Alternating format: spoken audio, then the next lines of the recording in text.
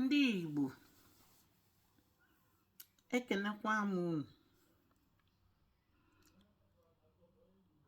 Afa m bụ Nwaada Mrs. Princess Ife Adaigbo. Asị m ka m bịakwa ọzọ tata ka mụ na unu kpalịkọtakwa oke ọzọ gbasara ụmụ anyị.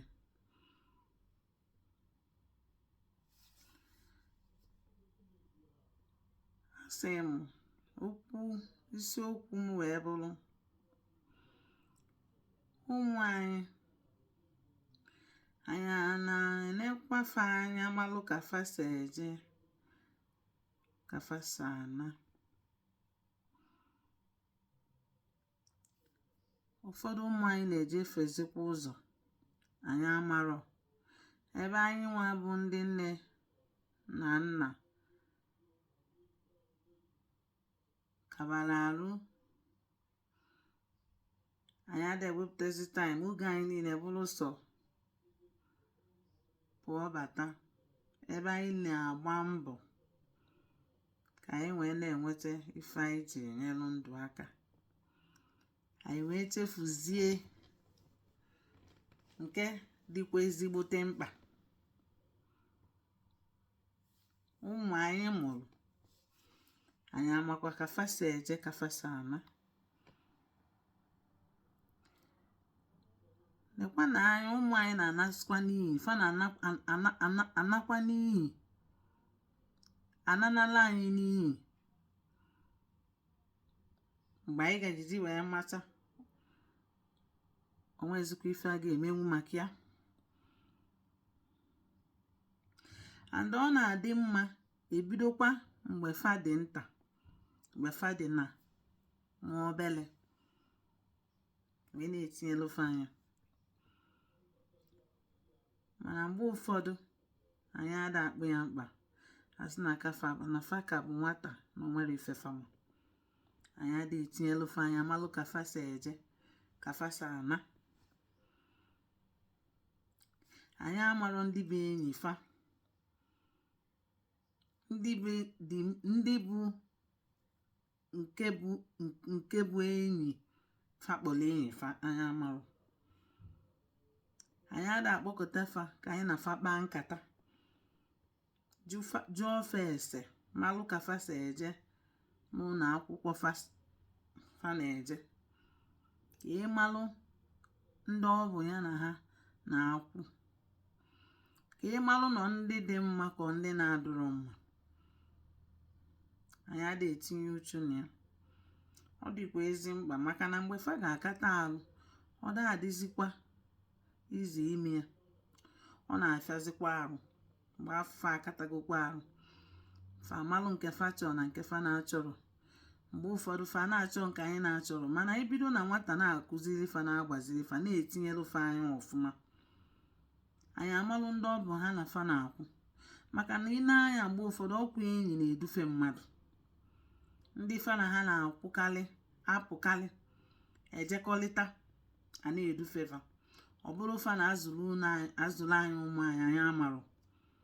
Mgbe fa ga-eluzi oge ka fa baala anyị uru, ọ bụrụ ife mmewe obi, bụrụ ife mgbawa obi dịla anyị. Wee sị ka m pụtakwa ọzọ, biko nụ ndị nne na nna, anyị niile ka anyị tinye n'uchu na ya, ma ndị nọ na mba ofesi ma ndị nọ na mgbadaba anyị. Ife na-ebebe oke na ebebe ogene, ọkwa ofu ife na-eme ebe niile. Nekwanụ ebe niile nwaanyị na-ejekwuru nwaanyị, ya na ya na-emekọ, nwoke na-ejekwuru nwoke, ya na ya na-emekọ.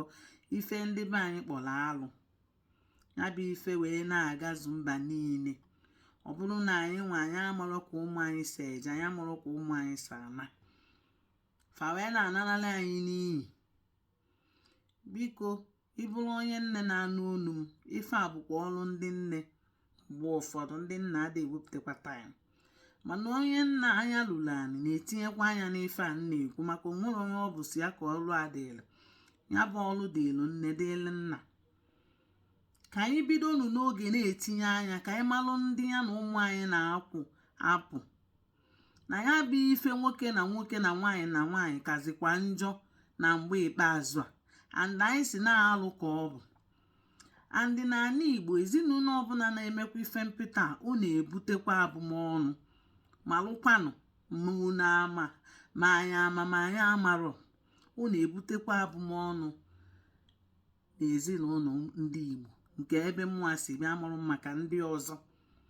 Ka anyị ghara ịsịkwana na anyị amarọ nọọ ife na-emezi kịta na ebe niile na ọ dịzi ebe niile, ọkwa na-asị ọ na-ebutekwa abụmọnụ n'ọdịnihu, ka ọ ghara ịbụ na ife ga-ebute ezigbote nsogbu n'iru asị na ọ nwere ife nwaada merụ mgbe nwanụ gara aga na a ga-akpụ alụ, ọ bụla ife anyị metere ihe anyị nwa bụ ndị nne na nna anyị tinyere anya ka anyị tinye anya na ya fụ na ihe a na ọ kwụsịkwa, na-agwakwa ndị nke anyị na ife abụrụkwa ezigbo ụzọ, na ọbụrụkwa ife eji mara anyị, na ọbụrụkwa ihe eji malụ ndị be anyị, na ndị be anyị na ya dị emekwa otu a, na ọbụrụkwa our own, ọbụrụkwa omenala anyị, ọbụrụkwa ka anyị si eme.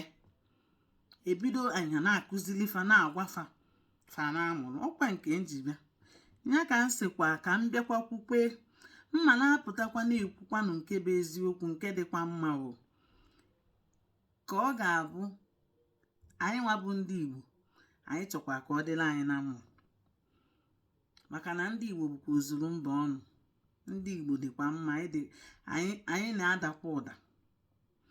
Biko nụ ka anyị jisie n'ike tinye na anya n'okwu a, ha gbasaa ya na mba niile, tinyelụnụ m okwu na comment section, like ya na ya gbasalụnụ ya biko nụ, na ya bụ ife ọ dịkwa egwu, ọkwa nke nji bịa biko nụ nke onye echi ya zelu. Anyị ga-afụkwa n'oge ọzọ ka ọ mesịanụ, ọkwanụ nwanne unu nwaanyị bụ nwa afọ Igbo nwaada Mrs. Princess Ifi Adaigbo nke eji Princess Ifi Ugwu malụ na Facebook na TikTok, ọkwa nke eji bịa biko nụ jisie n'ike ka emesịanụ nke onye echi ya zelu, ya dịrị unu na mma, ngwanụ ka ọ mesịanụ ka ọ dịnụ o.